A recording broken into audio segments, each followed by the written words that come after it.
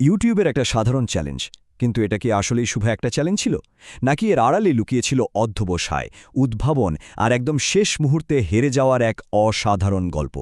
চলুন এই অবিশ্বাস্য জার্নিটার গভীরে যাওয়া যাক। শুরুটা হয়েছিল এই একটা কথা দিয়েই। ভাবুন একবার, প্রশান্ত মহাসাগরের মাঝে একটা নির্জন দ্বীপ, আর সেখানে আটকে পড়েছে কয়েকজন ইউটিউবার। এখান থেকেই শুরু হয় তাদের টিকে থাকার এক রুদ্ধশ্বাস লড়াই। তো গল্পের প্রথম ধাপে আমরা দেখি তাদের বিশাল স্বপ্ন আর বাস্তব দক্ষতার মধ্যে একটা বড় ফারাক। তাদের প্ল্যানটা শুনতে যতটা সহজ মনে হচ্ছিল, কাজটা ছিল তার চেয়েও অনেক বেশি কঠিন। তাদের প্ল্যানটা কি ছিল? একদম সহজ, মাত্র 3টে স্টেপ: একটা ক্যাম্প বানানো, একটা নৌকা বানানো, আর সেই নৌকা দিয়ে অন্য দ্বীপে পালানো। কিন্তু এই সহজ প্ল্যানের পেছনেই যে কি বিশাল চ্যালেঞ্জ অপেক্ষা করছিল, সেটা তারা কল্পনাও করতে পারেনি। আর সমস্যাটা এখানেই, তারা তো কোনো সার্ভাইভাল এক্সপার্ট না।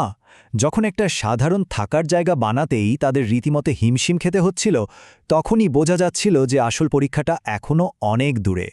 আর এখান থেকেই কিন্তু গল্পের আসল মজাটা শুরু হয়, যখন আশা তৈরি হয়, তাও আবার আবর্জনা থেকে।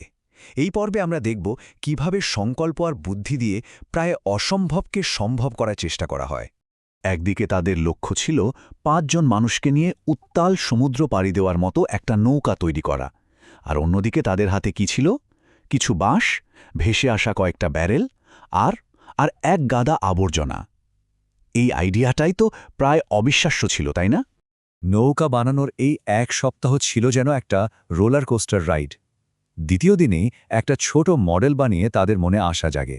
এরপর ব্যারেল খুঁজে পাওয়াটা ছিল যেন গুপ্তধন পাওয়ার মতো। কিন্তু পরদিনই নোলানের অসুস্থতা সবাইকে চিন্তায় ফেলে দেয়। শেষমেশ 6ষ্ঠ দিনে যখন নৌকাটা প্রথমবার পানিতে ভাসে, সেই মুহূর্তটা তাদের সব ক্লান্তি দূর করে দিয়েছিল। লড়াইটা কিন্তু শুধু নৌকা বানানোর ছিল না, পুরো দ্বীপটাই যেন তাদের শত্রু হয়ে দাঁড়িয়েছিল। একদিকে বিষাক্ত সাপ আর মাকড়সার ভয়, অন্যদিকে ঝাঁকে ঝাঁকে পিঁপড়া আর মৌমাছি। তার উপর ছিল অসহ্য গরম আর ফুরিয়ে আসতে থাকা পানি। মানে প্রতিটা মুহূর্তই ছিল একটা পরীক্ষা। কিন্তু সবচেয়ে বড় ধাক্কাটা আসে যখন নোলান গরমে কাবু হয়ে পড়ে। আর ঠিক তখনই, সেই কঠিন মুহূর্তে তারা বুঝতে পারে যে এই লড়াইটা একা জেতা সম্ভব না। এই ঘটনায় যেন তাদের টিমকে আরও বেশি এক করে দেয়। নৌকা তো বানানো হলো, কিন্তু আসল যুদ্ধ তো তখনও বাকি। গল্পের শেষ আর সবচেয়ে নাটকীয় পর্ব শুরু হয় এখানে। সমুদ্রের সঙ্গে তাদের প্রায় 11 ঘণ্টার এক অবিশ্বাস্য লড়াই। 5 মাইলেরও বেশি খোলা সমুদ্র। ভাবা যায়, নিজেদের হাতে বানানো একটা নৌকায় করে এই বিশাল পথ পাড়ি দেওয়ার সাহস করাটাই তো অনেক বড় ব্যাপার। কিন্তু সাগরে নামার প্রায় সাথে সাথেই সবকিছু যেন গণ্ডগোল হতে শুরু করে। প্রথমে বৈঠা ভেঙে গেল, তারপর তারা পথ হারিয়ে ফেলল, আর তার উপর দলের অনেকেই অসুস্থ হয়ে পড়ল। মনে হচ্ছিল সমুদ্র যেন তাদের কোনোভাবেই এগোতে দেবে না।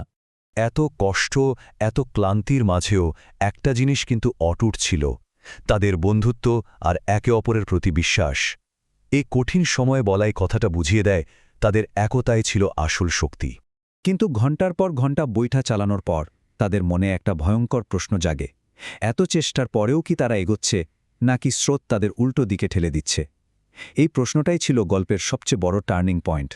আর সেই ভয়টাই সত্যি হয় যখন ক্লান্তি এসে শরীর আর মনকে পুরোপুরি ভেঙে দেয়। একটানা প্রায় 7 ঘণ্টা বৈঠা চালানোর পর যখন একজন বলে ওঠে, "আমি আর পারছি না", তখনই বোঝা যায় তারা তাদের শেষ সীমায় পৌঁছে গেছে। তাহলে কি এটা একটা ব্যর্থতার গল্প? হ্যাঁ, হয়তো। কিন্তু এই গল্পটা জয়ের নয়, বরং লক্ষ্যের খুব কাছে এসেও হেরে যাওয়ার। আর এই ব্যর্থতার মধ্যেই লুকিয়ে আছে সবচেয়ে বড় শিক্ষা। কি সাংঘাতিক ব্যাপার, তাই না? মাত্র আধা মাইল, দিনের পর দিন এত পরিশ্রম, এত লড়াই, সবকিছু ব্যর্থ হয়ে গেল। তীরে পৌঁছানোর মাত্র আধা মাইল আগে। এই সংখ্যাটাই যেন তাদের কষ্টটাকে আরও বাড়িয়ে তোলে। আমরা সব সময় জয় পরাজয় দিয়ে সবকিছু মাপি, কিন্তু এই হারটা কি আসলেই শুধু একটা হার ছিল, নাকি এটা ছিল তাদের ভেতরের শক্তি, টিমওয়ার্ক আর সহনশীলতার এক অসাধারণ প্রকাশ?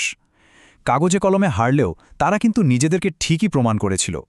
তাহলে শেষ পর্যন্ত হিসাবটা কি দাঁড়ালো? তাদের চেষ্টা ছিল, বুদ্ধি ছিল, সাহস ছিল, কিন্তু একটা জিনিস তাদের হাতে ছিল না, সেটা হলো সময়। মাত্র 20 মিনিটের জন্য জোয়ারের হিসাবটা ভুল হয়ে যায়, আর প্রকৃতির এই শক্তির কাছেই তাদের হার মানতে হয়। কিন্তু এই টিম তো এখানেই থেমে যাওয়ার জন্য তৈরি হয়নি। এই হারটা তাদের থামিয়ে দেয়নি, বরং তাদের জন্য একটা নতুন জেদ তৈরি করেছে। তাদের শেষ কথাই বলে দেয় এই ব্যর্থতা তাদের জন্য ছিল ভবিষ্যতের সবচেয়ে বড় প্রেরণা। তাহলে এই পুরো ঘটনা থেকে শেষ পর্যন্ত একটা প্রশ্ন কিন্তু মাথায় ঘুরপাক খায়। আমরা সবাই তো জিততে চাই, তাই না? কিন্তু মাঝে মাঝে এমন একটা স্পেকট্যাকুলার ফেলিয়ার হয়তো একটা সাধারণ জয়ের চেয়েও অনেক বেশি কিছু শিখিয়ে দিয়ে যায়। কি মনে হয়?